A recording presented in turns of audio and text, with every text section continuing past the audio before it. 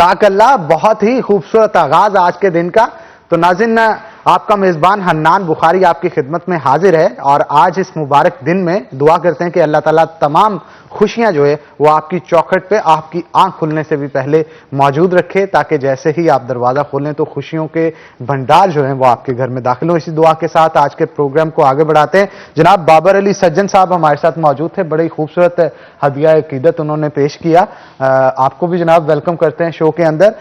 تو ناظرین، اگر بات کی جائے شہر فیصل آباد کے موسم کی، تو موسم دن بدن سرد ہوتا چلا جا رہا ہے. سرد موسم کی وجہ سے موڈ بھی خوشگوار ہو جاتا ہے. یہ کہا جاتا ہے کہ موڈ برڈز کا ویدر کے اوپر یعنی انوائرمنٹل فیکٹر کے اوپر بہت انوالومنٹ ہوتی ہے، اور شاید یہی وجہ ہے کہ دن بدن موسم بہتر ہونے کی وجہ سے شہریوں کے چہرے بھی کھلکھلا اٹھے ہیں.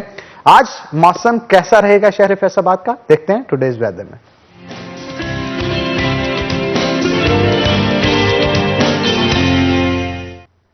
رمضان مرزا ہمارے ساتھ موجود ہوں گے. رمضان مرزا، بتائیے گا شہر فیصل آباد کا موسم آج کیسا رہے گا؟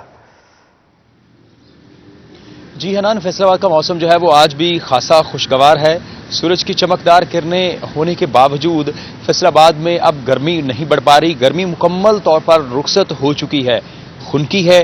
سرد ہوائیں کبھی کبھی محسوس ہوتی ہیں، تو کبھی کبھی رات کے وقت موسم جو ہے وہ ٹھنڈا ٹھار محسوس ہونا شروع ہو جاتا ہے.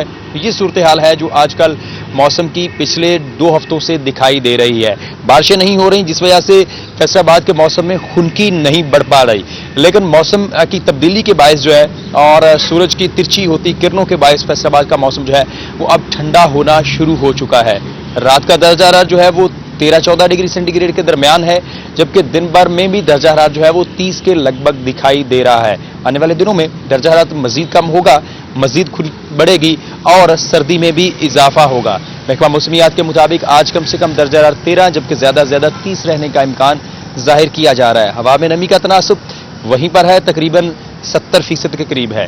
بعد از دوپہر نمی کم ہوگی. محکمہ موسمیات کے مطابق آئندہ 24 گھنٹوں میں موسم خوشگوار رہے گا، کم گرم ہوگا اور اس کے ساتھ ساتھ خشک بھی ہوگا. جی بہت شکریہ رمضان مرزا، آپ شہر فیصل آباد کا احوال بتا رہے تھے. جناب موسم جیسے جیسے چینج ہو رہا ہے، بہت سارے لوگوں کا جہاں موڈ خوشگوار ہوتا ہے، لیکن اس موسم کے چینج ہونے سے بہت سارے منفی اثرات بھی صحت پہ نظر آتے ہیں.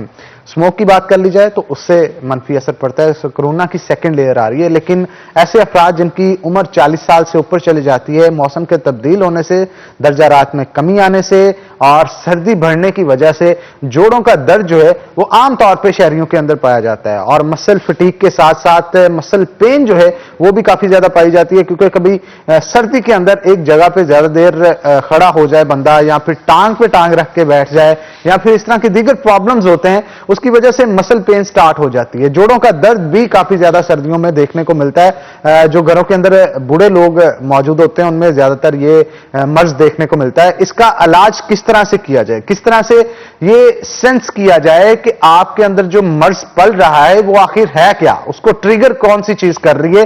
مسل پین تو ہو رہی ہے، سب کو پتا ہے، اور جس کو ہو رہی ہے اسے پتا ہوتا ہے، لیکن یہ مسل پین ہو کیوں رہی ہوتی ہے اور اس کو ٹریٹ کس طرح سے کیا جائے گا؟ اس موضوع پہ آج گفتگو کرنے کے لیے ہم نے خاص طور پہ ہمارے ساتھ انٹرونشنل ریڈیولوجسٹ موجود ہیں، ڈاکٹر شہزاد کریم بھٹی صاحب. تو ویلکم کرتے ہیں آپ کو شو کے اندر.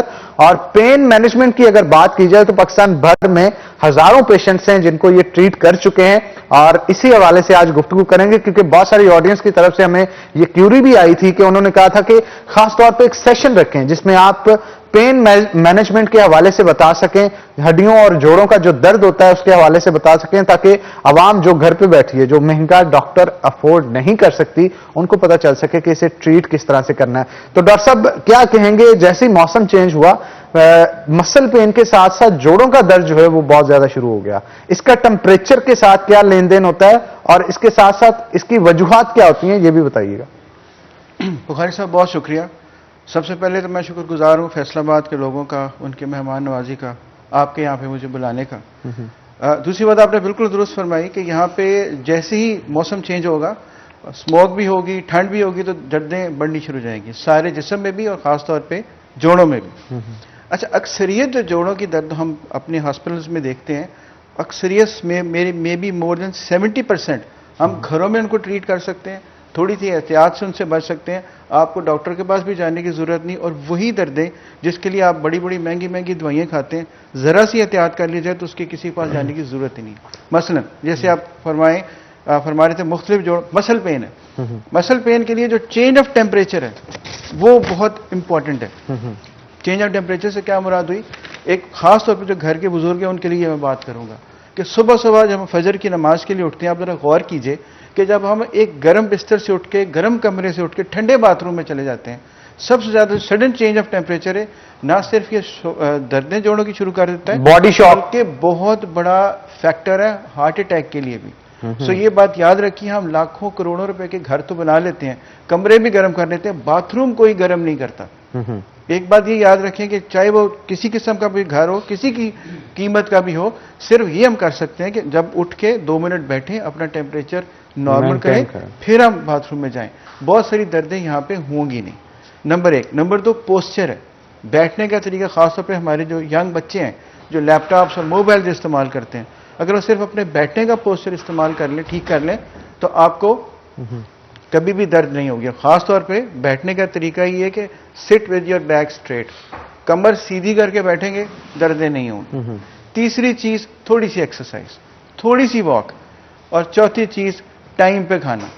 یہ بیسک سی چیزیں ہیں جن کا بظاہر دردوں سے تعلق کوئی نہیں لگتا. یہ بیسک ہیں, لیکن 3 سب سے اہم چیزیں ہیں. یہ بہترین یہی کر لیں تو میرا خیال ہے بہت ساری دردیں یا تو ہوں گی نہیں, اگر ہوں گی تو بہت جلدی یہ ٹھیک ہو جائیں گی. اچھا ڈاکٹر صاحب, انٹرونشنل ریڈیولوجسٹ جو ہوتا ہے اس کا کام تو موسٹلی کینسرس ڈیزیزز کو ڈیل کرنا ہوتا ہے. آپ پین مینجمنٹ بھی کر رہے ہیں, کس طرح سے ڈیل کرتے ہیں ان چیزوں؟ اچھا, اس میں تھوڑا سا فرق یہ ہے کہ ہم لوگ ہر پین, جیسے کسی کو گھٹنوں کی درد ہوئی, ایکس رے کرایا, پتہ یہ چلا کہ جی یہ گھٹنے ایک حد سے زیادہ خراب ہو گئے, اب اس کے گھٹنے ریپلیس ہوں گے. اسی طرح کمر کی درد ہوئی, ایک MRI کرایا, پتہ چلا جی یہ شیاٹکا ہے یا ٹانگوں میں درد جا رہی ہے, جس کا مطلب ہے کہ آپریشن ہوگا بلج کی وجہ سے. بلج کی وجہ سے. ہم لوگ وہ ہیں جو آپریشن اور عام دوائیوں کے بیچ میں آتے ہیں. ہمارا کام یہ ہے کہ ہم نے آپریشن نہیں ہونے دینا. جیسے بے شمار ڈسک کے مریض ہمارے پاس آتے ہیں, ہم کیا کریں گے کہ ان کو صرف ایک انجیکشن لگاتے ہیں ڈسک میں, خاص طریقے سے ایک اینجیوگرافی کی مشین کے ذریعے. 5 منٹ کا وہ پروسیجر ہوتا ہے, آدھے گھنٹے کا ریسٹ ہوتا ہے, اس کے بعد اگلے دن آپ واپس اپنے کام پہ جا سکتے ہیں. لیکن ڈاکٹر صاحب وہ پروسیس کیا ہوتا ہے؟ مطلب بلج اگر بنا ہے, آپ کی لیمبر ڈسک کے اندر بلج ہے, اور اس بلج کو آپ انجیکشن سے ٹھیک کر رہے ہیں, بلج تو نکلا ہوتا ہے ہڈی سے باہر, وہ انجیکشن سے کس طرح سے ٹھیک ہوتا ہے؟ پروسیس کیا ہے اس کا؟ آپ کو تو ماشاءاللہ ڈاکٹروں کے جتنا علم ہے. اچھا, آپ میری بات سمجھنے کی کوشش کریں. ڈسک جو ہوتی ہے وہ بیسیکلی 2 چیزوں سے بنتی ہے. ڈسک کا کام ہے 2 موروں کے درمیان ایک شاک ایبزاربر کا کام کرنا. اب جیلی لائک کنسسٹنسی مٹیریل ہوتا ہے جو کہ بلج میں آپ کی ہڈی کی لوکیشن سے باہر آ جاتا ہے اور وہ جم جاتا ہے. ایگزیکٹلی یہی ہے. اچھا, اب ہمارے جو نیورو سرجری یا آرتھوپیڈک سرجری کے دوست ہیں وہ یہ کرتے ہیں کہ پیچھے سے سارا کھول کے یا لیپروسکوپی کے ذریعے اس ڈسک کو کاٹ دیتے ہیں تاکہ وہ جو بلج نکلا ہوا ہے اس کو وہ جو وینز کمپریس ہو رہی ہیں, نرو کمپریس ہو رہی ہے, وہ نہ ہو. ہم کیا کرتے ہیں, ہم ایک خاص طریقے سے, یہی میری اسپیشلٹی ہے, ہم اس ڈسک کے اندر انجیکشن لگاتے ہیں, ایک خاص قسم کا اوزون کہتے ہیں اس کو, بغیر سن کیے, بغیر آپریٹ کیے, بغیر بے ہوش کیے, وہ اس ڈسک کو شرنک کر دیتا ہے. جب آہستہ آہستہ وہ ڈسک شرنک ہوگی تو سائز اس کا کم ہو جائے گا. جب سائز کم ہو جائے گا, ریڈیولوجیکل انجیکشن ہوتا ہے جو اس کو جی یہ بالکل اسپیشلٹی ہے ہماری ریڈیولوجی کی ہے. بیسیکلی یہ پین مینجمنٹ میں آتا ہے, جو کہ میری اسپیشلٹی پین مینجمنٹ بھی ہے, میں نے MSc پین مینجمنٹ بھی کی ہوئی ہے. سو بہت سارے طریقے ہیں ان میں سے. اور اس کا پروسیجر کا فائدہ کیا ہے؟ کوئی بے ہوش نہیں کرنا, کوئی سن نہیں کرنا, 5 منٹ کے اندر وہ پروسیجر ختم ہو جائے گا. آپ کو ہم شفٹ کر دیں گے اپنے بیڈ کے اوپر آدھے گھنٹے کے لیے, اس کے بعد اٹھیں اور اپنے گھر چلے جائیں. ایک دن بعد یا دوسرے دن اپنے کام پہ چلے جائیں. ابھی تک پاکستان میں ہم نے تقریباً کوئی 56,000 پیشنٹس کیے ہیں, اور یہ ٹریننگ میں ریٹ کیا رہا 70 to 80%, اور 100% رزلٹ تو کسی سرجری کا بھی نہیں ہے. اور اس کے علاوہ آپ یہ سوچیں کہ سرجری کی آپشن بھی برقرار ہے. اگر آپ سوچیں کسی کی سرجری سکسیسفل نہیں ہوتی تو پھر کیا کریں گے؟ تو ابھی سرجری کی آپشن برقرار ہے. اور یہ ساری جو ٹریننگ ہے میری ساری یہ یورپ کی ہے. اٹلی سے میں نے ٹریننگ لی ہے, اس کے بعد امریکہ سے ٹریننگ لی ہے. ریڈیولوجی میں یہ بھی کہا جاتا ہے کہ نیگیٹو سیلز کے ساتھ ساتھ پازیٹیو سیلز کو بھی ڈسٹربٹ کرتی ہیں یہ چیزیں. اس میں کتنا فیکٹر انوالو ہوتا ہے؟ اس میں صرف ہم نے یہی فیلڈ ہے، یہ ہم کرتے ہیں اینجیوگرافی کی ایک مشین ہے، اس کے ذریعے آپ کو پریسائزلی اس ڈسک میں جانا پڑتا ہے، لہٰذا اس کا کمپلیکیشن کوئی بھی نہیں ہے کسی قسم کی، جو کہ ہم نے نہ تو بے ہوشی کرنی ہے، نہ سی جے کمپلیکیشن ہے، نہ آپ نے کٹ لگانا ہے، نہ آپ نے ٹانکا لگانا ہے، آپ نے ایسی تو چیز کہ ایک سمپل انجیکشن. لیکن یہاں پہ آپ انٹرونشن کر رہے ہیں، یہ میں لازمی پوچھنا چاہوں گا آپ سے. انسان ہے، غلطی کی گنجائش ہمیشہ موجود ہوتی ہے. جب آپ انجیکشن لگاتے ہیں، خدا نخواستہ اسی کسی غلط نرو کے اوپر وہ جا کے لگتا ہے یا کوئی ایسی پرابلم آ جاتی ہے، تو اس کے بعد پھر پرابلم زیادہ بڑھ بھی سکتی ہے. اس کے لیے آپ کس طرح سے مینج کرتے ہیں، اس کا میں جواب لوں گا، لیکن ایک بریک کے بعد. بریک کا وقت ہو گیا ہے تو ناظرین بریک لیں گے، بریک کے بعد دوبارہ حاضر ہوتے ہیں. کہیں مت جائیے گا، ہمارے ساتھ رہیے گا.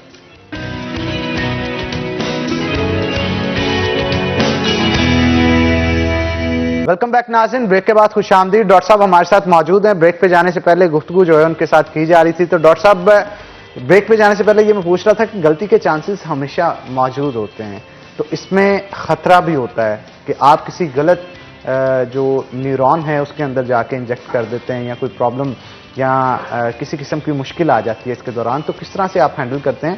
اور یہ جو انجیکشن لگا رہے ہیں، ریڈیولوجیکل افیکٹ ہے اس کا، تو یہ بہت سارے نقصانات بھی کاز کر سکتا ہے. کیا کہیں گے اس حوالے سے؟ اس میں جی اچھی بات یہ ہے کہ اس کا کوئی ایسا میجر نقصان نہیں ہے. اگر آپ کسی ایسی جگہ پہ انجیکٹ کر بھی دیتے ہیں، بیسیکلی ہم کرتے ہیں انجیکٹ اوزون. اوزون ہے آکسیجن.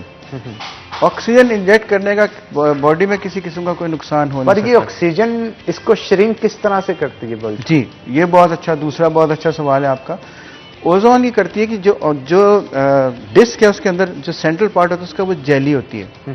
یہ آکسیجن کا کام ہے کہ اسپیشلٹی یہ خاص قسم کی O3 اس کو ہم کہتے ہیں، یہ اس جو جیلی اس کو فائبروز کر دی، مطلب اس کو سیل کو چھوٹا کر دیتی ہے. جب وہ سیل چھوٹے ہو جائیں گے تو سارا کچھ شرنک ہو جائے گا، اور جو حصہ اس کا ایک دفعہ شرنک ہو جائے گا وہ مستقل ہے، وہ دوبارہ باہر نہیں آئے گا. بعض اوقات پوری ڈسک باہر آ جائے تو الگ چیز ہے کہ جو حصہ، اور وہ چند ملی میٹر شرنک ہوتا ہے، وہ والا حصہ جو باہر بلج کیا ہوا ہے، اوور آل ڈسک کی سائز کم نہیں ہوتا، وہ حصہ جو باہر نکلا ہوا ہے جس کو سرجری کے ذریعے کاٹنا تھا، اسی کو ہم نے گرائنڈ کرنا تھا، اسی کو ہم نے شرنک کر دیا. آپ اس باہر والے حصے کو جسٹ انجیکٹ کرتے ہیں، مطلب جب انجیکٹ کریں گے وہ باقی ڈسک کو بھی تو شرنک کرے گا؟ یہی تو ہماری اسپیشلٹی ہے. وہ جو اینجیوگرافی کی مشین ہے، اتنے 14-12 کروڑ کی مشین آتی ہے، this is what we are trained for. آپ کو پتا ہونا چاہیے کہ ایگزیکٹلی میں نے کرنا کیا ہے، کہاں پہ جانا ہے. اچھا، اس میں پھر کوانٹٹی بھی میٹر کرتی ہوگی کہ آپ نے O3 کی کتنی کوانٹٹی لگانی ہے تاکہ وہ صرف اور صرف اتنے پارٹ کو. جی بالکل، یہ ڈپینڈ کرتا ہے پیشنٹ کی ایج کے اوپر، ڈسک کتنی بلج ہوئی ہے، ڈسک کا باقی کنسسٹنسی کیسی ہے، وہ ہمیں MRI پہ اندازہ ہو جاتا ہے کہ اس مریض کو، چونکہ ہر مریض کی ظاہر ڈوز مختلف ہوتی ہے، تو آپ کو پیشنٹ اور MR دیکھ کے اور اس کا ایگزامن کر کے آپ کو اندازہ ہو جاتا ہے کہ مجھے اس میں کتنا انجیکٹ کرنا ہے. ویسے عام طور کے اوپر 2 سے 5 ml انجیکٹ کرتے ہیں، جو اسی وقت ایبزارب ہو جاتی ہے، وہ کسی بلڈ ویسل میں نہیں جاتی، کوئی کمپلیکیشن ریٹ اور کچھ نہیں کرتی. اس کے علاوہ کوئی چیز ہم ڈسک میں کچھ اور انجیکٹ نہیں کرتے. اچھا ڈاکٹر صاحب، بیک پین بہت زیادہ لوگوں میں پائی جاتی ہے اور اکثر اوقات اس کی کالز بھی آتی ہیں. بیک پین کو کس طرح سے ٹریٹ کرتے ہیں؟ شاٹیکا سے ہٹ جاتی ہے، ہٹ جائیں، اور ریڑھ کی ہڈی سے ہٹ جائیں، آپ کڈنی پین سے ہٹ جائیں، مسل پین جو خاص طور پہ بیک کے مسلز ہوتے ہیں وہ اگر ویک ہو جائیں، انہیں کس طرح سے کرتے ہیں آپ ٹریٹ؟ دیکھیں، سب سے پہلی چیز ہم کوشش یہ کریں گے کہ ان کو کچھ دوائی نہ دینی پڑے اور ان کو کوئی پروسیجر نہ کرنا پڑے. اس کے لیے جو میں نے پہلے ٹپس بتائی ہیں آپ کو، کمر سیدھی رکھیں. سر مسل پین کے لیے پروسیجر تو ہو نہیں نہ سکتا؟ ہو سکتا ہے، وہی میں بتانے لگا ہوں. اور یہ چیزیں کریں. اگر اس سے فرق نہیں پڑتا، آپ جیسے ہمارے پاس بے شمار فیمیلز آتی ہیں جن کو کمر میں دردیں ہوتی ہیں، اس کے بعد آپ ان کو وائٹامن ڈی یہ دیتے ہیں، اور لو گریڈ کی، لو اسٹینڈ جو سمجھیں گے پوٹینسی کی پین کلرز دیتے ہیں. تیسری چیز اس کے بعد ہوتی ہے، جو کہ آپ نے شروع میں اپنے انٹروڈکشن میں گلوز استعمال کیا تھا، ٹریگر. اللہ تعالیٰ نے بیک پہ اندر یا ہر مسل کے اندر چند ایک پوائنٹس بنائے ہیں جن کو ہم ٹریگر پوائنٹ کہتے ہیں. ان ٹریگر پوائنٹ کے اوپر آپ ایک انسولین کی سرنج لے کے، اسی سائز کی سرنج لے کے ٹریگر پوائنٹس کے اوپر آپ یہی وہ زون لگا دیں گے تو وہ جہاں سے پین ٹریگر ہو رہی ہے وہاں پہ پین ختم ہو جائے گی، کیونکہ آپ نے ٹریگر پوائنٹ لوکیٹ کرنے ہوتا ہے. اور یہ پین پریکٹس کا ساری دنیا میں سٹینڈرڈ ہے. یہ مسل کو بھی شرنک کرے گا؟ نہیں، مسل کو شرنک نہیں کرے گی. پین جہاں سے جنریٹ ہو رہی ہے، سمجھیں، وہاں سے جب اس کو بلاک کر دیں گے تو پین جنریٹ ہونا بند ہو جائے گی. بلاک کس طرح سے کریں گے اور زون کیا کرتی ہے جا کے؟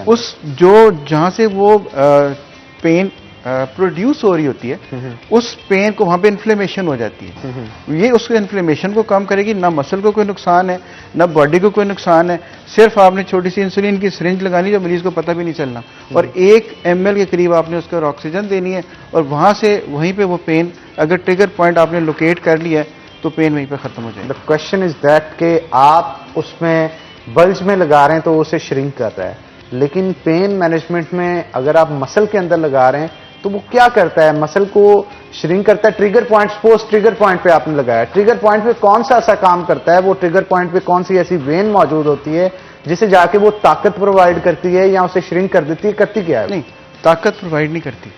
पेन हमें होती है, जैसे आपने पहले कहा था, जब कोई नर्व कंप्रेस होती है या नर्व शॉर्ट सर्किट करती है तो हमें दर्द महसूस होती है।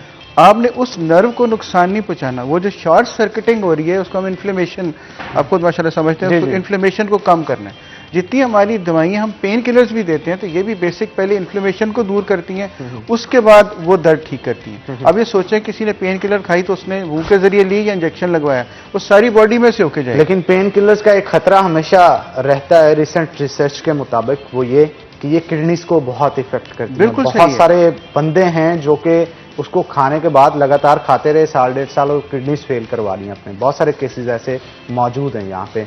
और अगर आप बात कर रहे हैं ऑक्सीजन इंजेक्शन की, उससे तो कोई इस तरह का इफेक्ट है? वो तो सिर्फ आपने 1 ml सिर्फ मसल में लगाया जहाँ पे आपसे पेन प्रोड्यूस है, उसके अंदर ना तो उसने ब्लड में जाना है ना उसने किसी और जगह जाना है। यही तो खूबी है आपकी किडनीज, लिवर, बाकी हार्ट और खासतौर पर स्टमक, ये जो पेन किलर्स लोग खाते हैं इनके अल्सर होने शुरू हो जाते हैं। एंटी इन्फ्लामेटरी इफेक्ट है इसका। Inflammatory effect. ओजोन एक ऐसी चीज बनाई अल्लाह ने कि इसका तकरीबन 100 से ज्यादा इफेक्ट्स हैं। अब आपको मैं और बताऊं, मेरे पास बेशुमार मरीज डिप्रेशन के आते हैं, फिर बेशुमार मरीज माइग्रेन के आते हैं। जो माइग्रेन की खवातीन आती हैं, माइग्रेन के लिए बेशुमार लोग 10-10 दवाइयाँ खाते हैं। हम लोग क्या करते हैं, जब माइग्रेन का जो एरिया उसके स्किन में सिर्फ अंदर भी नहीं, स्किन के ऊपर ओजोन लगाते हैं, उसके बड़े अच्छे रिजल्ट हैं।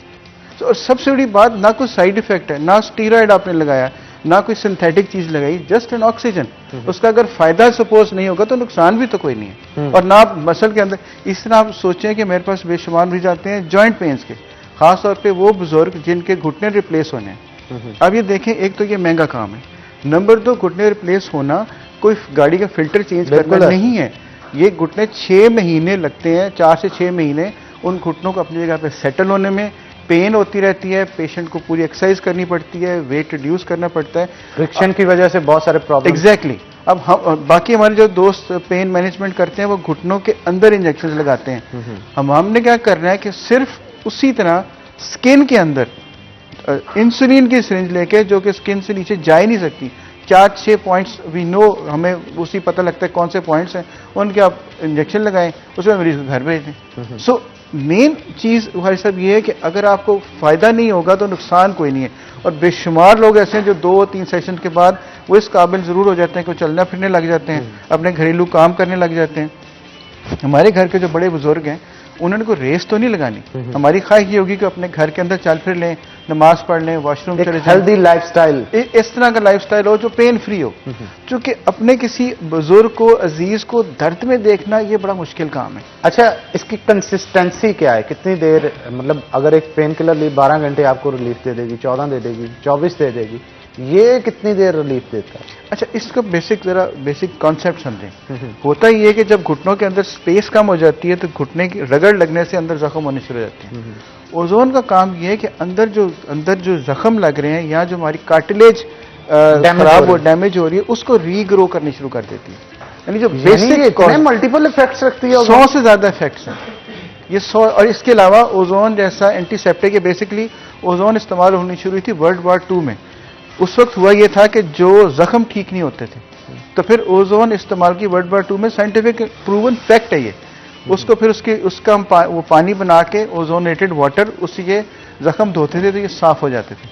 क्योंकि ozone is the best ever antiseptic till now. आप इसके ऊपर गूगल में डाल के आप इसको स्टडी कर सकते हैं कि ये बेस्ट एंटीसेप्टिक है अभी तक बना हुआ। चलें जी, इसके ऊपर मजीद गुफ्तगू करूंगा, बड़ा इंटरेस्टिंग टॉपिक है जो कि आज छिड़ चुका है, तो इस पर मजीद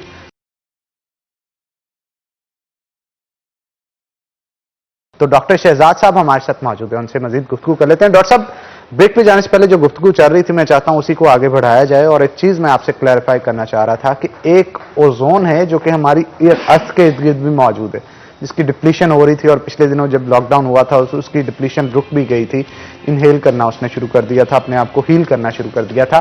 क्या ये वही ओजोन है जो आप इंजेक्ट करते हैं बॉडी में? जी बिल्कुल, ये वही ओजोन है। अभी आपने कभी महसूस करें कि जब काफ़ी दिनों के बाद बारिश होती है तो जो मिट्टी में से सौंधी सी खुशबू निकलती है उसको ओजोन, वो ओजोन की खुशबू होती है। अच्छा, अब हम क्या करते हैं कि हमारे पास यूरोपियन सर्टिफाइड जनरेटर्स हैं जो ह्यूमन यूज़ के लिए जनरेटर्स हैं। ये बड़ी हाईटेक चीज़ें हैं जो यूरोप में, जर्मनी में और इटली में बनती हैं। सो हम उससे फ्रेश ओजोन प्रोड्यूस करते हैं जो कि मेडिकल ग्रेड ह्यूमन इस्तेमाल के लिए यूरोप से सर्टिफाइड होती हैं। ये सिर्फ आप इंसान WHO अप्रूव्ड होती है। WHO अप्रूव्ड होती हैं जी। ये और पूरे यूरोपियन स्टैंडर्ड के मुताबिक होती हैं। उससे फ्रेश ओजोन प्रोड्यूस करते हैं उसी वक्त ही, जो कि इसकी हाफ लाइफ बहुत कम होती है, तो आप इसको ट्रांसपोर्ट नहीं कर सकते, तो आपको उसी वक्त वो बनाना है जनरेटर से। हमारे पास ऑक्सीजन जो हम इंसान के सिलेंडर्स होते हैं उससे वो जनरेटर में जाती है, वहां से ओजोन प्रोड्यूस होती है, उसको उसी वक्त हम इस्तेमाल कर लेते हैं। इज दैट पॉसिबल कि हम जो शख्स कोरोना वायरस में सपोज मुब्तला होते हैं, उनको इनहेल कर सांस लेने में प्रॉब्लम आ रही होती है, उनको ओजोन अगर दी जाए उससे बेहतरी आ सकती है? ओजोन जो इनहेल नहीं आप कर सकते, ओजोन चूंकि ये O3 है, उसकी कॉन्सेंट्रेशन ऑक्सीजन की बहुत ज्यादा होती है, तो वैसे भी हम बनाते हैं उसमें 100% ओजोन नहीं होती, 97% ऑक्सीजन होती है, 3% उसके अंदर ओजोन इंजेक्टेबल ओजोन होती है जी, लेकिन आप उसको इनहेल नहीं कर सकते। इस कॉन्सेंट्रेशन उसकी इस तरह है कि वो लंग को इनहेल, हम उसको ब्लड में मिक्स करते हैं। एक खास, जैसे हमारे पास कैंसर के बहुत सारे पेशेंट्स आते हैं, कैंसर में भी ये हेल्पफुल है। ये अच्छा, एक रिसर्च मैंने पढ़ी थी, उसमें ये लिखा हुआ था कि अगर कोई शख्स बर्न कर जाता है, उसको ऑक्सीजन के साथ ट्रीट किया जाए ऑक्सीजन टैंक्स में, तो वो ज्यादा जल्दी रिकवर कर जाता है बनिस्बत इसके कि उसको मेडिकेशन के साथ ट्रीट किया जाए। बिल्कुल, इज दैट पॉसिबल? ये पॉसिबल है। उसको कहते हैं हाई ग्रेड ऑक्सीजन चैम्बर्स होते हैं। उसमें चूंकि जब बर्न करता है तो स्किन के अंदर दो चीजें होती हैं, स्किन के अंदर ब्लड सप्लाई खत्म हो जाती है बर्न करने से, जिससे वो स्किन जो है वो कॉन्ट्रैक्ट कर जाती है, उसमें इन्फेक्शन बहुत ज्यादा होती है। जब उसको, मैंने आपसे पहले भी अर्ज किया कि एंटीसेप्टिक है बेसिकली, जब ओजोन उसको रखेंगे तो वो जो इन्फेक्शन है लोकल, जो कि एंटीबायोटिक से भी ट्रीट नहीं हो रही, वो बेहतर हो जाएगी, और ये बिल्कुल रिजल्ट्स इसके बहुत अच्छे हैं। और ये भी सुनने में आया था कि इसे फिर बंद कर दिया गया था क्योंकि बहुत सारी मेडिसिनल कंपनीज जो हैं उनकी जो दुकान खुली हुई थी वो बंद होना शुरू हो गई थी बर्न यूनिट्स के हवाले से। लाखों नहीं, करोड़ों नहीं, बल्कि अरबों रुपए की मेडिकेशन, एक बहुत बड़ी इंडस्ट्री है पूरी दुनिया के अंदर। ये फैक्टर्स इन्वॉल्व हो जाते हैं, लेकिन यहाँ पे अगर जरूरत है तो इस चीज की जो पॉजिटिव, चीपर और अच्छी साइंस है उसे आवाम के सामने डिस्प्ले किया जाए, उससे ट्रीट किया जाए। जैसे आप बता रहे हैं कि इसके नेगेटिव इफेक्ट्स बहुत कम हैं। बिल्कुल ऐसे ही है। एलोपैथिक में आपको ज्यादा बेहतर पता होगा इस चीज से का कि अगर आप कोई भी मेडिकेशन यूज करते हैं, नो डाउट उसका कोई रिवर्सिबल जो इफेक्ट्स हैं वो भी होते हैं, मतलब अगर फायदा होता है कहीं ना कहीं नुकसान भी हो रहा होता है। तो इसके ऊपर आप क्या कहेंगे? एलोपैथिक को होम्योपैथिक से अगर कंपेयर करें, बेहतर तो एलोपैथिक है नो डाउट, लेकिन इफेक्ट्स की जब बात की जाती है इसके ऊपर आप क्या कहेंगे? देखिए, एलोपैथिक में जो चीजें इस्तेमाल होती हैं उनमें से अक्सरियत सिंथेटिक है, वो हम फैक्ट्रीज में प्रोड्यूस करते हैं, तो इसलिए जो चीज सिंथेटिक होगी उसके अपने साइड इफेक्ट्स तो डेफिनेटली होंगे। ओजोन हम इस्तेमाल करते हैं, नेचुरल चीज है, इसका साइड इफेक्ट कम है, नाक होने के बराबर है, क्योंकि इसमें तो सिंथेटिक चीज ही कोई नहीं है। इस तरह एलोपैथी वाले जो है वो अपनी जो भी जिस तरह भी प्रोडक्शन वो करते हैं, उसमें अगर हर्बल चीजें शामिल हैं, उसके अंदर जड़ी बूटियां शामिल हैं, उसमें पुरानी रिसर्च शामिल है, अगर वो सही तरह से बनाई जाए, सही तरह से दी जाए, तो ये भी बहुत इफेक्टिव है। बिल्कुल ठीक कह रहे हैं जी डॉक्टर साहब, आप बहुत शुक्रिया आज के शो के अंदर आए और बड़ा अच्छा आपके साथ सेशन रहा। तो नाज़रीन, इसी के साथ ब्रेक लेंगे, ब्रेक के बाद दोबारा हाजिर होते हैं, कहीं मत जाइएगा, हमारे साथ रहिएगा। जी शाहिदा, बताइएगा कि आज सब्जियां, मसालाजात और फ्रूट्स के रेट आसमान से बातें कर रहे हैं या जमीन पे ही मौजूद है? आवाम का इसके ऊपर क्या कहना है, बताइएगा। जी हनान, फैसलाबाद में अगर हम सब्जियों मसालाजात और मुर्गी की गोश्त की बात करते हैं तो उनके रेट जो है वो किसी भी सूरत कम होते हुए दिखाई नहीं दे रहे हैं। हर दिन ब दिन जो है इनके रेट जो है वो मज़ीद बढ़ते हुए दिखाई दे रहे हैं। अगर हम सब्जी मसालाजात की हम पहले बात कर ले तो इनमें अदरक जो है वो 550 का हिस्सा जो है वो क्रॉस कर गया है। इसके साथ साथ लहसुन जो है वो भी 250 रुपये से ऊपर पहुंच चुका है। तो इसके अलावा अगर हम सब्ज़ मिर्च और शिमला मिर्च की बात करते हैं तो वो भी अपनी अपनी डबल सेंचुरी क्रॉस कर गया, जबकि शिमला मिर्च जो डबल सेंचुरी से ऊपर पहुंच गया। 235 रुपये फी किलो में बिक रही है, जबकि सब्ज़ मिर्च की डबल सेंचुरी मुकम्मल हो गई है। तो इसके साथ साथ दीगर सब्ज़ मसालाजात है, सब्ज़ धनिया, वो भी अपनी डबल सेंचुरी मुकम्मल कर गया है। इसके अलावा प्याज है जो वो 80 रुपये फी किलो में सरकारी निर्खनामे पर है, जबकि जो शहरी दुकानदार है वो ज़्यादा निर्ख पर बेच रहे हैं। जबकि आलू जो है वो भी 80 रुपये सरकारी निर्खनामे पर, जबकि शहरियों को जो 90 से 95 रुपये में दस्तयाब है जो भी सब्जियाँ। इसके अलावा हम सब्जियों की अगर बात करते हैं तो मूंगरे जो है वो 170 रुपये सरकारी निर्खनामे पर है, और शहरी जो है वो 200 रुपये फी किलो में खरीदने पर मजबूर है। तो इसके अलावा जो दीगर सब्जियां हैं जिनमें फूल गोभी है वो 105 से 10 रुपये सरकारी निर्खनामे पर मिल रही है, जबकि शहरियों को तो इससे महंगी मिल रही है, और जो दुकानदार है वो भी खासा चूना लगाने में मसरूफ दिखाई दे रहे हैं। इसके अलावा अगर हम मुर्गी के गोश्त की बात करते हैं तो 275 रुपये फी किलो में मुर्गी जो है वो मुर्गी का गोश्त बिक रहा है, और जिंदा मुर्गी जो है वो 190 रुपये फी किलो में फरोख्त हो रही है। हर सब्जी को देख लें, चिकन को देख लें, वो शहरियों की पहुंच से दूर हो रहा है। शहरियों की जानिब से मुतालबा किया गया है कि कीमतों को कंट्रोल किया जाए। ज़िले इंतजामिया को चाहिए, प्राइस कंट्रोल मजिस्ट्रेट को चाहिए कि कीमतों को कंट्रोल करें ताकि शहरी खरीद सकें। जी,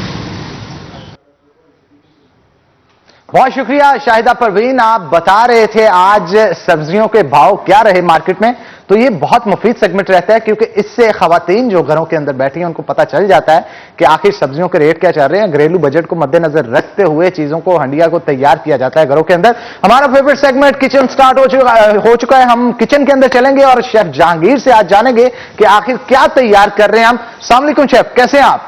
जी ठीक ठाक, आप सुनाइए। शेफ, ये आज जो चीजें मुझे नजर आ रही हैं काफी मुनफरिद है, रोजाना की डिशेस से हटके। क्या तैयार कर रहे हैं आज हम? जी, आज जो रेसिपी है चाय नाश्ता की, उसमें हम ब्रेन मसाला बनाने जा रहे हैं। ब्रेन मसाला यानी मगज तैयार किया जाएगा आज।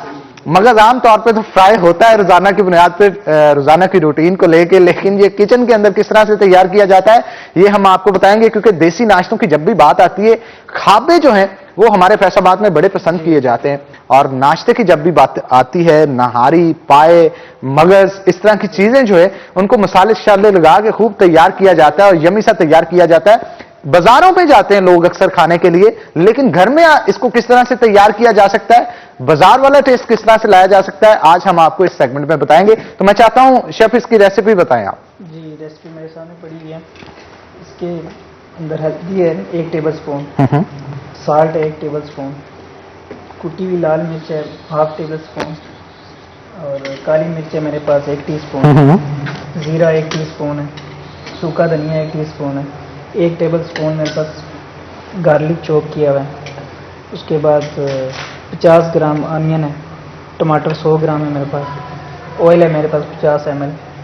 गार्निश के लिए थोड़ा सा मैंने कोरिएंडर रखा हुआ है, और ग्रीन चिल्ली जो है ना, 3 ग्रीन चिल्ली मैंने चॉप करके रखी है। मुझे ये बताइएगा, ये ½ kg ब्रेन है जिसके लिए रेसिपी बताई। अच्छा, इस ब्रेन को फ्राई किया जाएगा आज? जी, फ्राई किस में करेंगे, गोल्डन कुकिंग ऑयल में या गोल्डन घी में? गोल्डन कुकिंग ऑयल में। गोल्डन कुकिंग ऑयल के हवाले से जनाब आपको बताता चलूं कि अगर आपने अपने खाने लज्जत से भरपूर तैयार करने हैं तो उसके लिए आपका इंतखाब गोल्डन कुकिंग ऑयल होना चाहिए। गोल्डन कुकिंग ऑयल बनाने वालों का यह कहना है कि कुदरती अज्जा से हफ्जाने सेहत के असूलों के ऐन मुताबिक इसे तैयार किया जाता है। विटामिन का ब्लेंड इसके अंदर मौजूद है, vitamin A, vitamin D, vitamin E इसके अंदर मौजूद है। विटामिन ए आपके विजन को क्लियर करता है, विटामिन डी आपकी कैल्शियम अब्जॉर्प्शन यानी आपकी बोन्स को स्ट्रॉन्ग करता है, विटामिन ई आपकी ओवरऑल हेल्थ, और इसके साथ साथ आपके बालों की ग्रोथ के लिए इंतहाई इंपॉर्टेंट फैक्टर है।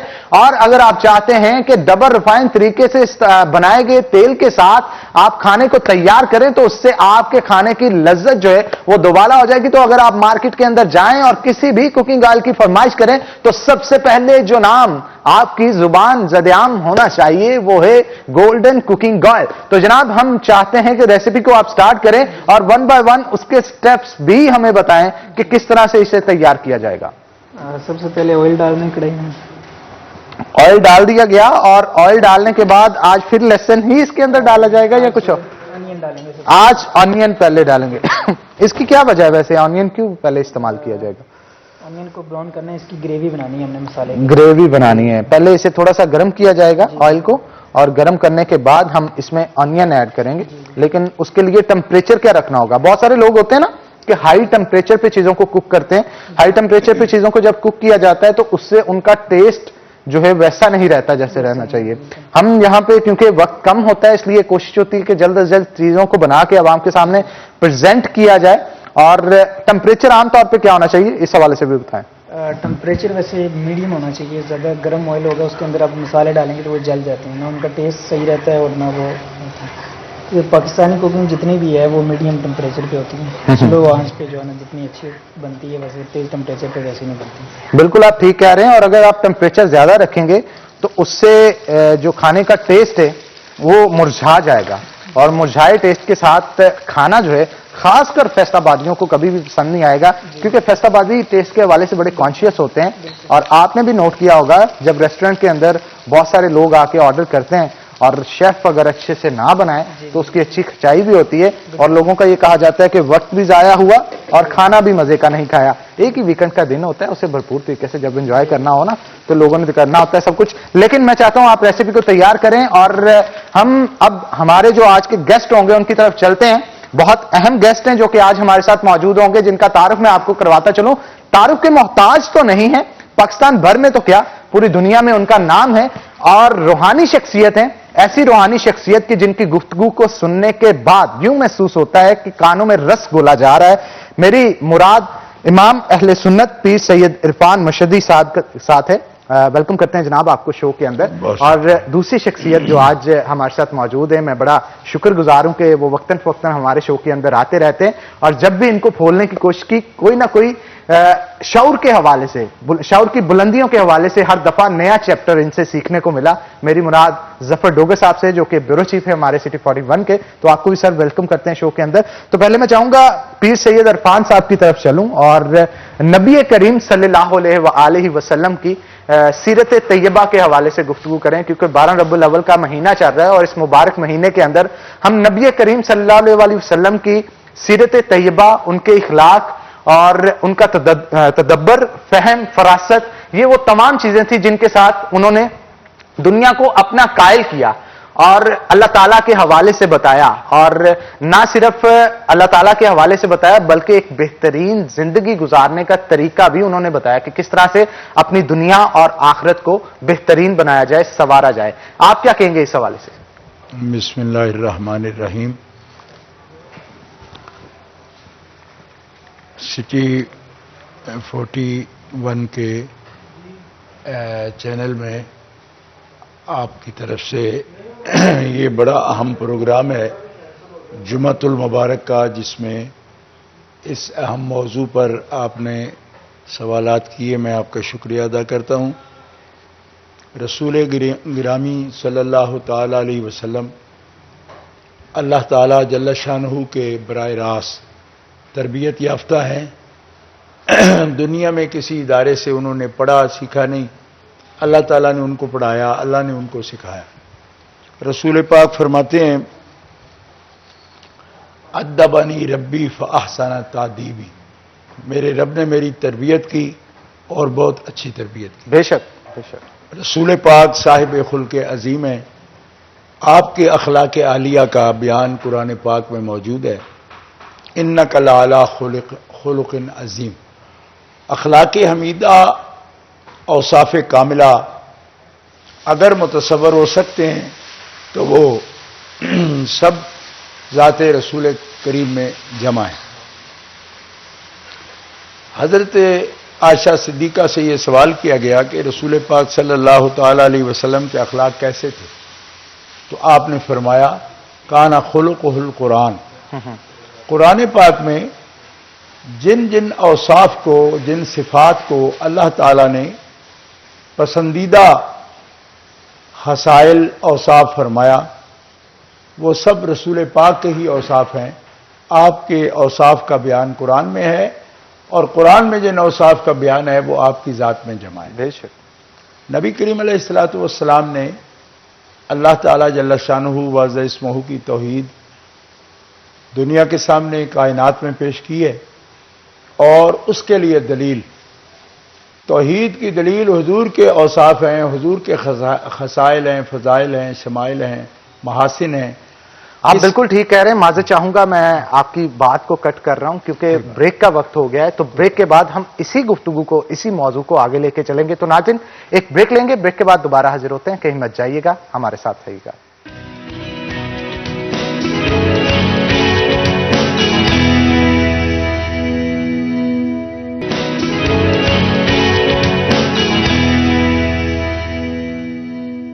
ویلکم بیک ناظرین, بریک کے بعد خوش آمدید. بریک پہ جانے سے پہلے ہمارے ساتھ پیر سید عرفان شاہ صاحب موجود تھے اور ان سے گفتگو نبی کریم صلی اللہ علیہ وآلہ وسلم کے اخلاق اور اسوہ حسنہ کے مطابق جو ہے وہ کی جا رہی تھی. تو میں چاہتا ہوں آپ اسی بات کو آگے بڑھائیں اور جہاں پہ بات چھوڑی تھی وہیں سے کنٹینیو کریں. بسم اللہ الرحمن الرحیم. میں یہ عرض کر رہا تھا کہ اللہ تعالیٰ جل شانہ وعز اسمہ نے جیسے چاہا ایسے اپنے حبیب صلی اللہ علیہ وسلم کی سیرت اور صورت کی تخلیق کی. نبی کریم صلی اللہ تعالی علیہ وسلم کے اخلاق حمیدہ کی اللہ تعالیٰ نے تعریف فرمائی اور یہ بتایا کہ خلق عظیم جن کی فطرت میں داخل ہے وہ ہستی حضرت محمد صلی اللہ تعالی علیہ وسلم کی, اور ان اخلاق حمیدہ کا جب ظہور ہوا آپ سے تو وہ سیرت کہلائے, اور اس میں رسول پاک صلی اللہ تعالی علیہ وسلم کے ہر عمل کو اللہ تعالیٰ نے اسوہ حسنہ قرار دی. یعنی اس میں ایک آپ کی شخصیت, ایک آپ کا کردار پوری کائنات کے لیے, خاص طور پر بنی نوع انسان کے لیے ایک ماڈل کی حیثیت رکھتا ہے. اسی کو اسوہ حسنہ کہا گیا کیونکہ آپ کی اتباع بنی نوع انسان کے لیے, خاص طور پر جو لوگ مومن ہیں, مسلم ہیں, ان کے لیے رب تعالیٰ نے آپ کی اتباع کو فرض فرمایا. یعنی یوں نہیں کہ یہ بہتر ہے کہ آپ ان کی پیروی کریں, نہیں, بلکہ فرض ہے ہر مومن اور مسلم پر کہ وہ رسول پاک صلی اللہ علیہ وسلم کی جس طرح خدا کی اطاعت فرض ہے اسی طرح رسول پاک کی اطاعت فرض ہے. اور چونکہ اللہ تعالیٰ جل شانہ وعز اسمہ جسم نہیں ہے, اس کو تو کوئی دیکھ نہیں سکتا, تو کیسے اس کی اتباع کر سکتا ہے؟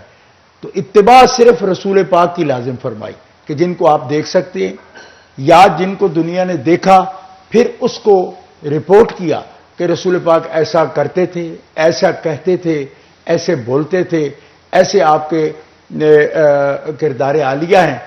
تو اسوہ حسنہ ہر شعبہ زندگی میں رسول پاک کی تعلیمات ہیں, آپ کے افعال مبارکہ ہیں, آپ کے اعمال مبارکہ ہیں, اور آپ کے احوال مبارکہ ہیں, جو آپ کی زندگی کے حالات ہیں, وہ اسوہ حسنہ ہے. اسوہ حسنہ ایک کردار میں جس کو کمال حاصل ہو اس کی زندگی یا اس کی حیات کو اسوہ حسنہ نہیں کہا جا سکتا. اسوہ حسنہ وہ کمپلیٹ اور کامل شخصیت ہوتی ہے کہ زندگی کے کسی موڑ پر اور کسی شعبے میں بھی ان کے اندر کوئی کجی یا کمی یا ناہمواری نہ ہو, بلکہ ہر طور ان کے اخلاق عالیہ کو ایک معیار کا درجہ حاصل ہو.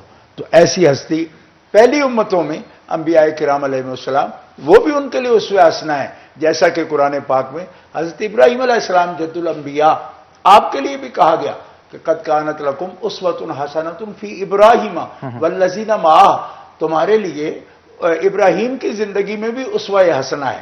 مگر قرآن پاک کے طالب علم یہ جانتے ہیں کہ اسی آیت کریمہ میں ایک قول ایسا فرما دیا کہ ہر قول میں آپ ابراہیم کی پیروی کرو, احوال میں پیروی کرو.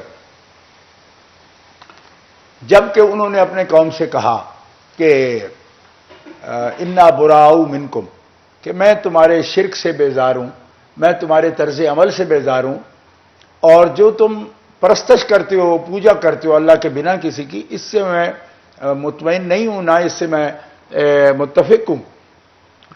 تو میں آپ کے ساتھ اس میں شریک نہیں ہو سکتا. اللہ تعالیٰ فرماتا ہے یہ طریقہ عمل جو ہے ابراہیم علیہ السلام کا کہ ایک واضح راستہ بتانا اور پھر اس پر خود بھی قائم ہو جانا اور لوگوں کو بھی اس پہ قائم ہونے کے لیے کہنا, بالکل یہ راستہ. مگر الا قول ابراہیم, صرف ایک بات میں ابراہیم کی آپ پیروی نہیں کر سکتے. تو نبی کریم علیہ السلام کو جب اسوہ حسنہ کہا تو کوئی ایک قول بھی ایسا نہیں کہا کہ اس میں آپ پیروی نہیں کر سکتے. بے شک فرمایا میرا حبیب کامل نمونہ ہے، ہر بات میں، ہر قول میں، ہر حال میں. بے شک وہ میرا رسول ہے، میرا نبی ہے. ہر قول و عمل اور حال میں امت اور بنی نوع انسان اگر ان کی پیروی کرتی ہے تو ان کے لیے کامیابی ہی کامیابی ہے، دنیا کی بھی اور آخرت. تبھی تو کہا جاتا ہے میرا پیغمبر عظیم تر ہے، عظیم سے بھی عظیم تر ہے.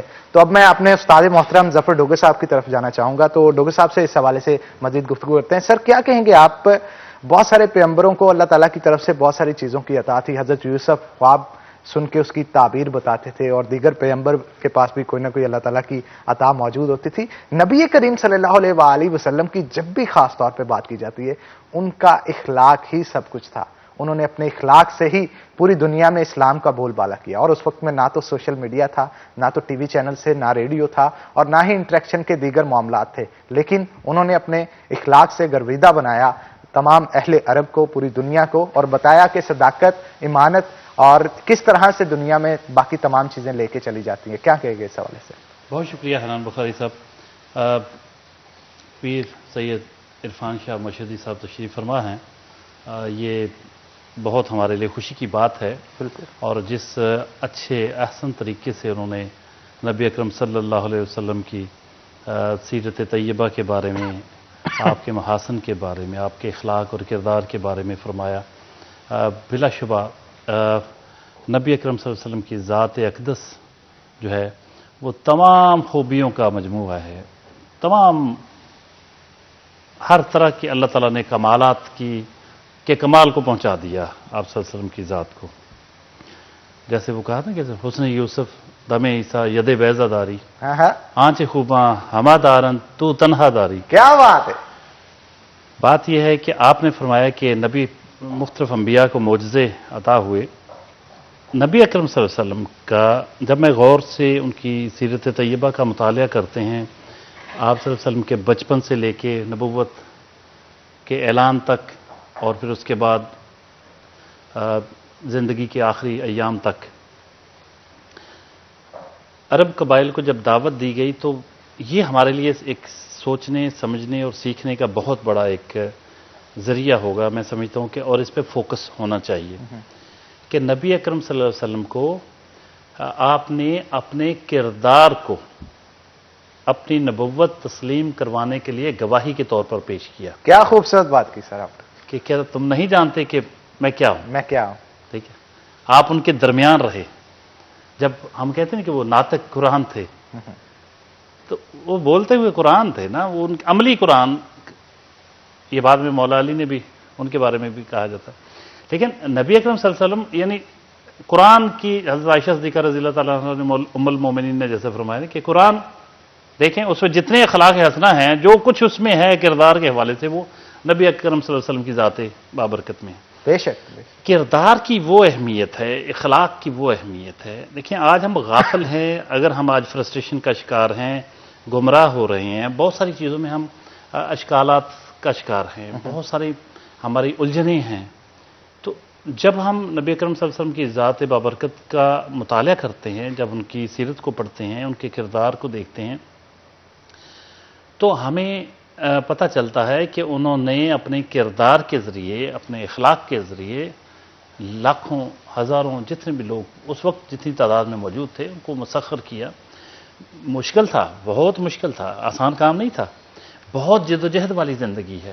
آپ نے پتھر کھائے ہیں، لہو لہان کروایا. اسی حوالے سے سر معذرت چاہوں گا، جو ہے نا اس کو فالو کرنے کی ضرورت ہے. بالکل آپ ٹھیک کہہ رہے ہیں. اسی حوالے سے مزید گفتگو کریں گے، لیکن ایک چھوٹی سی بریک کے بعد. تو ناظرین بریک لیں گے، بریک کے بعد دوبارہ حاضر ہوتے ہیں. کہیں مت جائیے گا، ہمارے ساتھ رہیے گا.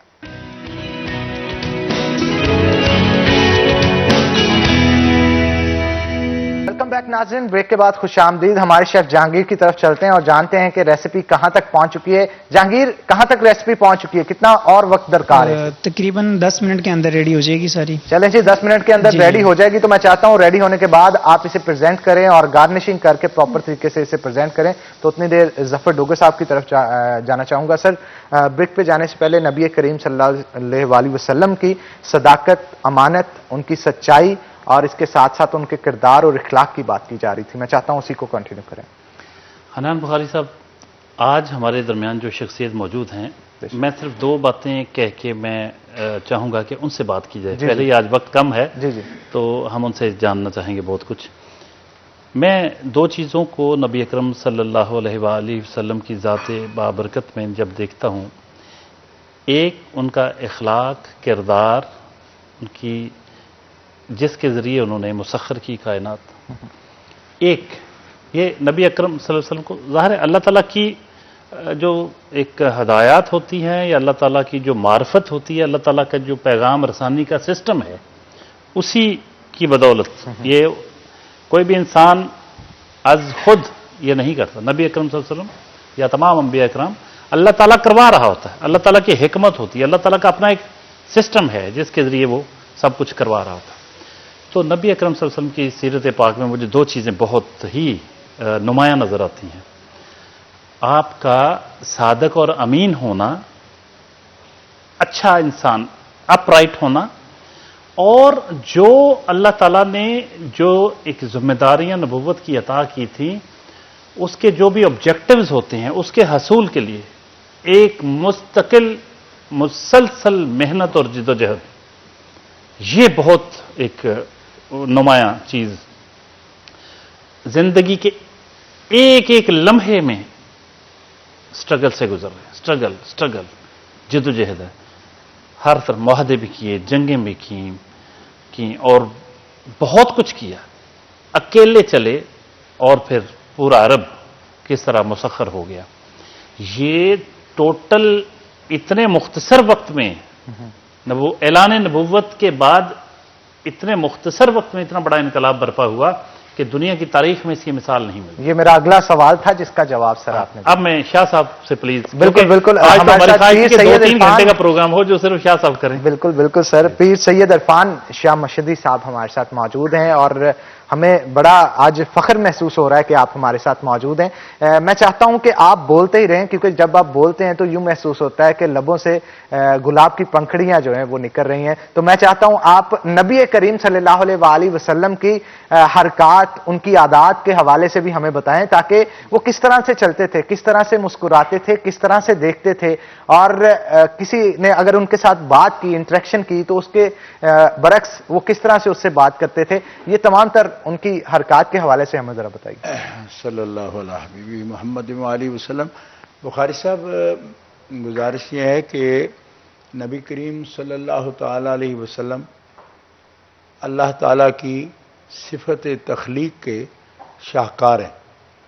بہت خوب. اس لیے آپ کے جتنے بھی شعبہ زندگی ہیں اس میں آپ نے جس انداز سے سیرت طیبہ اور اس کے عملی نمونے چھوڑے ہیں، اس سے زیادہ پر انوار اور کسی کی سیرت نہیں ہو سکتی. نبی کریم علیہ الصلوۃ والسلام نے فرد سے لے کر پوری امت تک اور پورے معاشرے تک اپنے پیغام کو پہنچایا. جیسے کہ آپ نے پہلے کہا کہ اس وقت کوئی میڈیا تو تھا نہیں، تو میڈیا ایک بہت بڑا ذریعہ ہے پیغام کے نشر کرنے کا، لیکن معاشرے کی تشکیل میں بنیاد افکار کی ہوتی ہے، بے شک، اور افکار کے ساتھ اعمال کی ہوتی ہے. وہ ہوں چاہے 10 آدمی سن رہے ہوں، 4 سن رہے ہوں، بلکہ ایک آدمی سن رہا ہو، پھر بھی تحریک بن جاتی ہے. حضرت علامہ اقبال رحمۃ اللہ علیہ ارسطا تالیسی سوسائٹی لندن میں آپ کے خطبات جو ہوئے ہیں وہ بڑے مشہور ہیں. ایک خطبہ جو توحید پر آپ دے رہے تھے، اس میں ایک جرمن سٹوڈنٹ نے یہ سوال کیا کہ اللہ تعالیٰ جل شانہ کے بارے میں بہت معلوم عقیدہ اس کے بارے میں بیان نہیں ہو سکتا. اس کی وجہ یہ ہے کہ نہ تو کسی نے دیکھا اس کو، نہ اس کی صفات کا ادراک اس طرح کیا جیسا محسوسات سے ہو سکتا ہے. اس کے نشانات اس قسم کے ہیں، نظری نشانات ہیں. نظریاتی اور چیز ہوتا ہے نظری نشانات، یعنی بدی ہی نہیں ہے. تو ایسے عقیدے کے بارے میں اتنا بڑا انقلاب ہونا اور توحید کے بارے میں لوگوں کو اس قدر معلومات ہو جانا کہ جس کے بارے میں کوئی سائنسی کلیہ چلتا نہیں، قاعدہ استعمال نہیں ہو سکتا، اور اس کو پانے کے لیے کوئی بندہ ایک بدیہی ظاہری مثال بھی پیش نہیں کر سکتا، تو اس کی وجہ کیا تھی؟ علامہ اقبال رحمہ اللہ نے جواب یہی دیا. سید نذیر نیازی جو ان کے مرتب ہیں، ایڈٹ کیا جنہوں نے خطبات کو، تو انہوں نے یہ لکھا کہ علامہ نے کہا کہ رسول اکرم صلی اللہ تعالی علیہ وسلم توحید کا سب سے بڑا ثبوت ہے، اس لیے کہ توحید کا گواہ بڑا مضبوط ہے. کیا بات ہے. اور کیا جب بات. انہوں نے اپنی زندگی میں، قرآن پاک بتاتا ہے، فرمایا لقد لبثت فیکم عمرا من قبل افلا تعقلون، میں ایک عمر 40 سال کو آپ ایک عمر کہہ رہے ہیں، فیکم عمرا من قبل، تمہارے درمیان رہا ہوں میں 40 سال تک، تم نے مجھے دیکھا، مجھے سنا، مجھے کچھ کرتے دیکھا، کیا تمہیں سمجھ آتی ہے اپنی عقل سے کہ میں نے کیا کیا، کیسے رہا تمہارے ساتھ، باتیں کیسے کی تمہارے ساتھ، معاہدات کیے تمہارے ساتھ، بزنس کیا میں نے، مزدوری کی میں نے، ہر حوالے سے، ایک بچے سے لے کر ایک نوجوان کی زندگی، نوجوان سے ایک ذمہ دار آدمی کی زندگی، ہر حیثیت سے آپ نے مجھے دیکھا ہے، تو کیا کوئی کجی آپ نے دیکھی؟ تو سارے معاشرے نے کہا نہیں. تو اسکالرز اس پر یہ کہتے ہیں کہ یہ ثبوت ہے توحید کا کہ 40 سال لگے، رسول خدا نے خود کو منوایا، اور پھر جب خدا کو منوانے کی باری آئی تو صرف 23 سال میں، جب خود مانے گئے 40 سال میں، تو 23 سال میں ساری دنیا کو خدا منوا دی. بے شک. تو یہ حسن سیرت ہے، اور اس کا سب سے پہلے نمونہ آپ کی زوجہ محترمہ ہے، ام المومنین اور خاتون اول اسلام اگر کہیں ان کو تو کہہ سکتے ہیں حضرت سیدہ خدیجہ الکبریٰ. حضرت خدیجہ الکبریٰ رضی اللہ تعالی عنہا نے نبی کریم علیہ السلام کو پہلی وحی ابھی آئی ہے، پہلی وحی حضرت نبی اقدس صلی اللہ علیہ وسلم نے حضرت خدیجہ الکبریٰ کے سامنے جا کر حال بیان کیا، اور بخاری شریف کے پہلے ہی صفحے پر یہ حدیث پاک موجود ہے صحیح بخاری میں، کہ جا کر کہا خشیت علی نفسی، مجھے اپنی جان کا خوف ہے، جو کچھ میں نے آج دیکھا ابھی اس کے تحمل کرنے میں مجھے دقت ہے. حضرت سیدہ خدیجہ الکبریٰ کو کہا زملونی، مجھے کمبل اڑا دو، تو آپ لیٹ گئے چارپائی پر، انہوں نے کمبل اڑا دیا. حضرت خدیجہ الکبریٰ نے آپ کے ماتھے پر ہاتھ رکھا اور فرمایا آپ کو جان کا کیوں خوف ہے؟ کہ میں نے کچھ ایسا دیکھا اور اس قسم کا پیغام آیا میرے پاس جو بشری طاقت سے باہر ہے کہ میں اس کا تحمل کروں، اس کو برداشت کروں، اس وجہ سے کہہ رہا ہوں. حضرت خدیجہ الکبریٰ کے سامنے ابھی تک آپ نے یہ نہیں کہا کہ میں رسول ہوں، وہی کا احوال بیان کیا، حالات بیان کیے، لیکن اس کے جواب میں سب سے پہلے آپ کی بات سننے والی آپ کی زوجہ محترمہ ہے. حضرت خدیجہ الکبریٰ نے آپ کے ماتھے پر ہاتھ رکھ کے، جبین اقدس پر ہاتھ رکھ کے تو کیا کہا؟ آپ نے فرمایا واللہ ما یخزیک اللہ ابدا، آپ کو جان کا خوف نہیں ہونے چاہیے، آپ جیسی ہستی کو اللہ تعالیٰ کبھی ضائع نہیں کرے گا. کیا بات. کیوں کہ آپ کی جیسی سیرت ہے، اس سیرت کے لوگ دنیا سے جاتے ہی نہیں. وہ دنیا سے ان کا جسم اگر نہ بھی نظر آئے، پردے میں چلا جائے، پھر بھی ان کی عادات اور خصائل وہ تو روشن سورج کی طرح ہیں، اور سورج کے بغیر جیسے زندگی نہیں چلتی، معاشرہ نہیں چلتا، ان خصائل حمیدہ کے بغیر کیسے چلے گا؟ تو جو پہلا نمونہ انہوں نے پیش کیا، ابھی اعلان نبوت نہیں ہوا، اس سے پہلی زندگی کے بارے میں تجربہ بیان کر رہی ہیں، اور ہیں بھی وہ جو سب سے قریب ہیں. ایک زوجہ اپنے زوج کے جتنی قریب ہوتی ہے، اگر اس کی زندگی میں کوئی کسی بات میں، عمل میں ڈبل سٹینڈرڈ ہو، دوہری زندگی ہو، تو سب سے پہلے زوجہ کو پتہ چل جاتا ہے. اس لیے حضرت خدیجہ کی جو شہادت ہے، سب سیرت نگاروں نے اس کو وزن دیا. علامہ نے بھی وہاں پہ ارسطہ تالیسی سوسائٹی میں حضرت خدیجہ الکبریٰ کے ان لفظوں کو کوٹ کیا. انہوں نے کیا کہا؟ انکا لتصل الرحم وتحمل الکلہ وتکسب المعدوم. آپ خاص شخصیت ہیں، آپ تو صلہ رحمی کرتے ہیں، آپ غریبوں کی پرورش کرتے ہیں، ان پر مہربان ہیں، آپ لوگوں کا بوجھ ہلکا کرتے ہیں، آپ لوگوں کی مشکلات حل کرتے ہیں، آپ غریبوں کو مسکینوں کو کھانا کھلاتے ہیں اپنے پاس سے اور خلوص اور محبت کے ساتھ. اسی طرح آپ کی سیرت طیبہ کا حوالہ حضرت خدیجہ الکبریٰ نے دے کر یہ کہا کہ جس آدمی کے اتنے عمدہ خصائل ہوں اور فضائل ہوں اس کو اللہ تعالیٰ کبھی ضائع نہیں ہونے دیتا. اس لیے آپ کی تسلی اور تشفی کے یہ کلمات تھے، لیکن نہایت سچائی کے ساتھ آپ کی سیرت پاک کا پورا جو ایک خاکہ کہہ لیں یا سکیچ کہہ لیں، نمونہ کہہ لیں، وہ آپ نے پورا دفتر جو ہے وہ چند جملوں میں سمیٹ دیا اور بات کو نبی کریم علیہ السلام کے حیات طیبہ کو پیش کیا. حضرت علامہ اقبال نے کہا کہ دنیا اگرچہ کوئی کسی شخص کا قال اور حال یعنی بات میں اور اس کے اندر میں فرق ہو، ظاہر و باطن میں، پوری دنیا بھی اسے تسلیم کر لے لیکن اس کی بیوی کبھی تسلیم نہیں کرتی. بالکل آپ ٹھیک کہہ رہے ہیں، اور وقت کم ہے لیکن آپ جب گفتگو کرتے ہیں تو دل نہیں چاہتا آپ کو روکنے کو، من یہی چاہتا ہے کہ آپ بولتے چلے جائیں اور ہم سنتے چلے جائیں. بہت شکریہ جناب، آج آپ شاہ صاحب ہمارے شو کے اندر آئے، شو کی شان کو بڑھایا. ظفر ڈوگر صاحب آپ کا بہت شکریہ، آپ آج کے شو کے لیے وقت نکالا آپ نے. شکریہ آپ کا، بخاری صاحب بہت شکریہ. بہت شکریہ، بہت شکریہ. آج کی ڈش جی ہماری تیار ہو چکی ہے. اور ناظرین اسی کے ساتھ آج کے پروگرام سے اپنے میزبان حنان بخاری کو دیجیے اجازت. انشاءاللہ کل ہوگی آپ سے ملاقات، تب تک کے لیے اللہ حافظ.